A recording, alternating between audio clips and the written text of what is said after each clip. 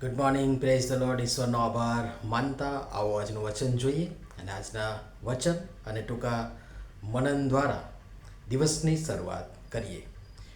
કેમ કે યહોવા આપણો ન્યાયાધીશ, યહોવા આપણો નિયંતા, યહોવા આપણો રાજા છે. તે આપણને તારશે. યશાયા પ્રબોધકનું પુસ્તક 33મો અધ્યાય 22મી કલમ. આજનો વિચાર. ખ્રિસ્તમાં અતિ પ્રિયવાલા મિત્રો, પ્રભુ ઈસુ ખ્રિસ્તના તારણ સાધક નામમાં આપ સર્વને સવારની પ્રેમભરી સલામ. માણસ પોતાના તારણ, ઉદ્ધાર, મોક્ષ, બચાવ માટે જાત જાતના ને ભાત ભાતના પ્રયત્નો કરે છે, પણ એ માનવીય દ્રષ્ટિમાં સારા લાગતા પ્રયત્નો દેવની દ્રષ્ટિમાં મિથ્યા છે. અને તેથી દેવે માણસના ઉદ્ધાર માટે પ્રયત્નો કર્યા અને પ્રભુ ઈસુ ખ્રિસ્તમાં સર્વનું તારણ કર્યું અને હજી એ તક, એ બારણું ઉઘાડું છે. ત્યાં સુધી તેમના પર વિશ્વાસ કરી તેને સાધી લેવું જોઈએ. અન્યથા પેલી 10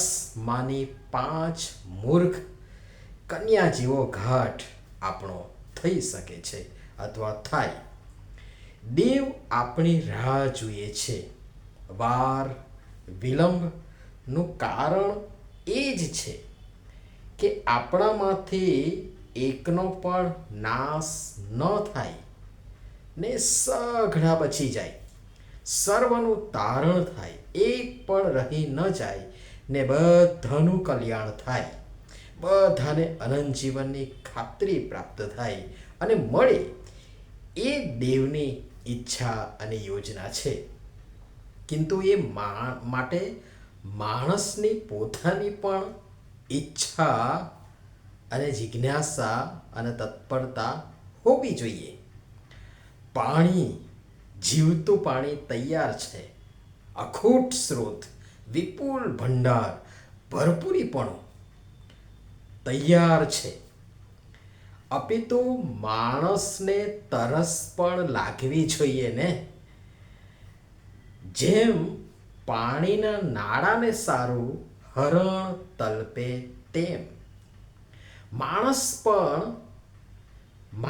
પર પરમેશ્વરે પોતાની ઈચ્છા, યોજના ઠોકી બેસાડી નથી, પણ માણસને સ્વતંત્રતા આપી.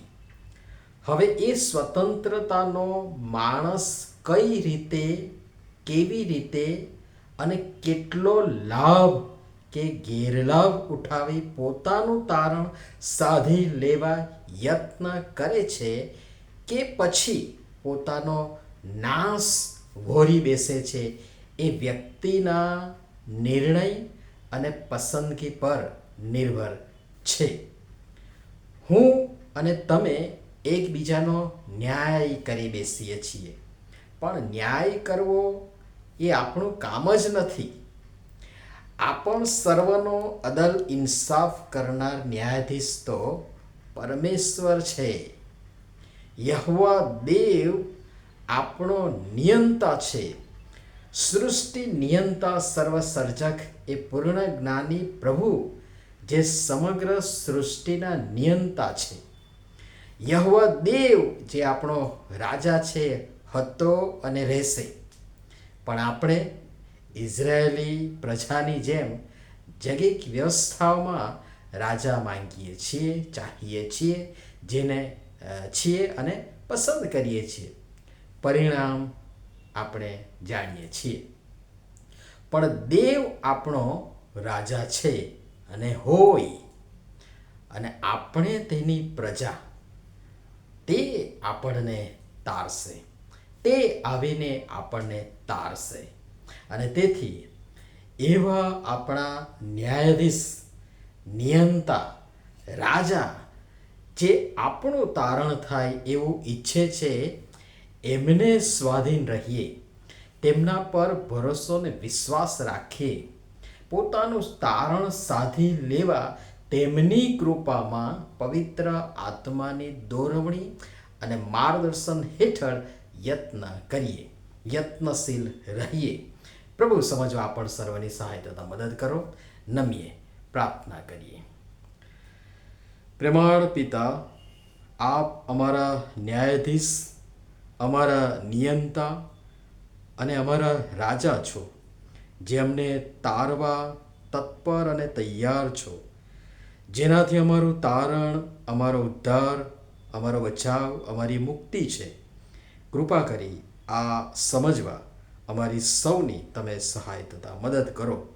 પ્રભુ ઈસુના નામમાં આમેન. ધન્યવાદ.